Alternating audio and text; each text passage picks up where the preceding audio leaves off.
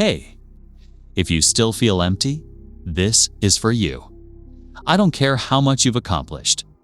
I don't care how many friends you have, or how many affirmations you've whispered into the mirror.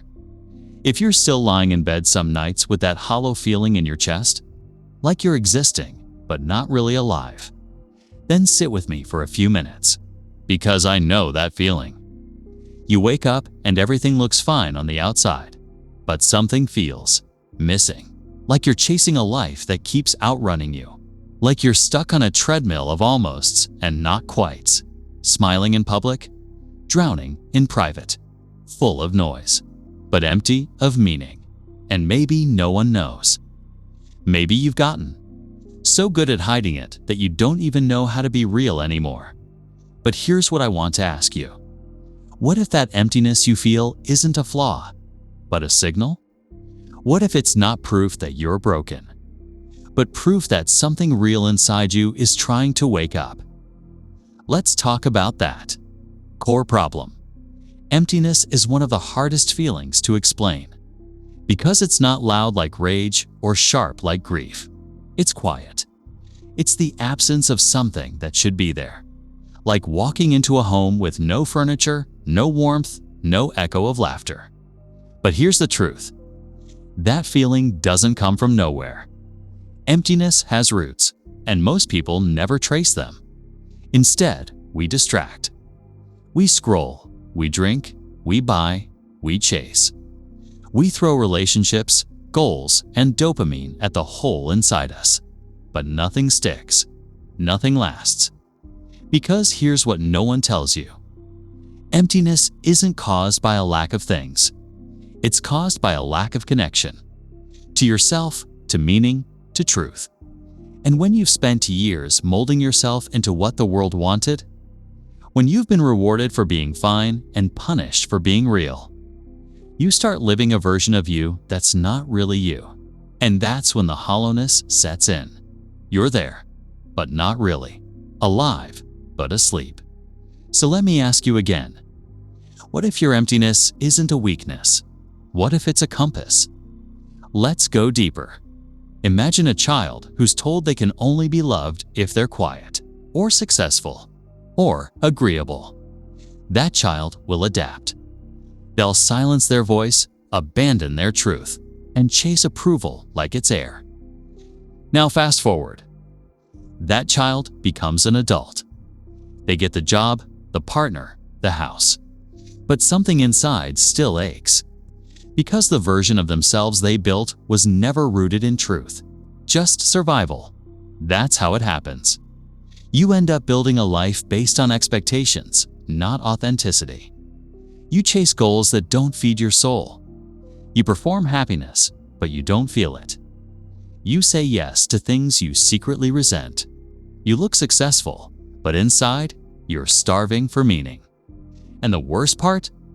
You forget who you were before the world told you who to be. So now you're standing in a life that fits everyone else's definition of success, but it doesn't fit you. And that misalignment, that's where the emptiness begins. It's not that you're missing something material. It's that you're missing you. Emotional turn. Let me pause here and speak to you not like a teacher, but like someone who's been there.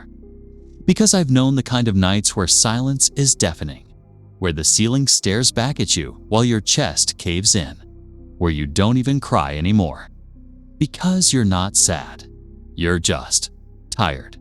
Tired of pretending. Tired of hoping. Tired of trying to convince yourself that you should be happy when you're not. I know what it's like to check all the boxes and still feel like you're standing outside your own life. I know what it's like to feel ashamed for not feeling okay, to look around and wonder, why does everyone else seem so fulfilled? Why can't I feel that too? But I'm here to tell you something you probably haven't heard enough. You're not crazy. You're not weak. You're not ungrateful. You're human. And the fact that you feel this deeply, that you notice the emptiness, that means there's still something inside you that refuses to settle for a numb life. There's still a flame, even if it's dim right now, And that matters. Because that flicker of discomfort, that's where the real journey begins. Here's the part most people miss. The truth no one teaches us. Emptiness is a mirror, and what it reflects is the space between who you are and who you're pretending to be. We live in a world obsessed with more money, more likes, more hustle. But nobody talks about depth. Nobody teaches you how to sit with yourself and ask the question, is this life mine? Is this me, or is this a mask I inherited? Most people are performing, and they don't even know it. That's the hidden truth. The reason you feel empty isn't because you're failing. It's because you're waking up. You're starting to sense that the version of life you were handed was a lie. And that's terrifying, because it means letting go. Letting go of roles. Letting go of identities. Letting go of safety. But it also means something else. It means you're finally ready to come home to yourself. So how do you come back to life? You don't fix emptiness by filling it with noise. You heal it by making space for what's real. The rebuild starts with honesty. Radical, uncomfortable, liberating honesty. What do you actually want? Not what your parents wanted. Not what your culture says is respectable. What you want. What sets your soul on fire? What makes your chest rise instead of collapse? Start there, and then go further. Ask yourself, where did I start betraying myself just to be accepted? Where did I begin shrinking just to fit into someone else's idea of enough? And then, get angry if you need to. Grieve the time you lost. Let the truth break your heart. Because only then can it rebuild you. From there, begin small. Relearn your voice. Rediscover your no. Reclaim your yes. Follow what feels alive, even if it doesn't make sense yet. The goal isn't perfection, it's alignment. And alignment means living in a way where your soul doesn't have to scream just to be heard. Here are a few steps that can help you move forward. 1. Name the numbness. Journal without filters. Ask yourself, what parts of my life feel hollow? Write until it burns. Clarity starts where your denial ends. 2. Unfollow the noise. Social media, toxic friends, comparison loops, mute them. You can't find your voice in someone else's echo chamber. 3. Reconnect with silence. Spend 10 minutes a day alone without distraction.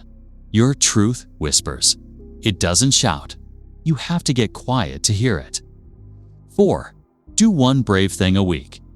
Say no to something that drains you. Say yes to something that scares you but feels real.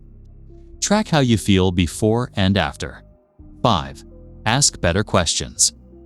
Instead of what do I need to do, ask, what would make me feel more me today? 6. Find your mirrors. Surround yourself with people who reflect your truth, not your performance. People who see the soul behind the smile. 7. Create something. Anything. Write, paint, dance, build.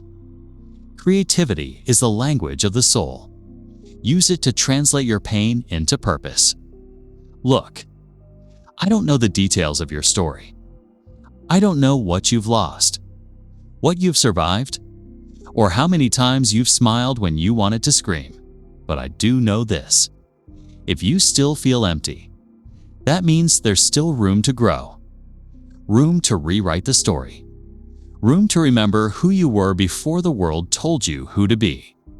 That emptiness you carry. It's not a curse. It's a doorway. And on the other side is something deeper than happiness. It's wholeness. It's truth. It's you. So breathe. Start where you are, not with shame, not with guilt, but with curiosity, with courage, with the knowing that you are not alone in this quiet ache. You're not behind. You're not broken. You're becoming. And the next time that emptiness shows up, don't run from it. Listen. It might just be your soul asking you to come home.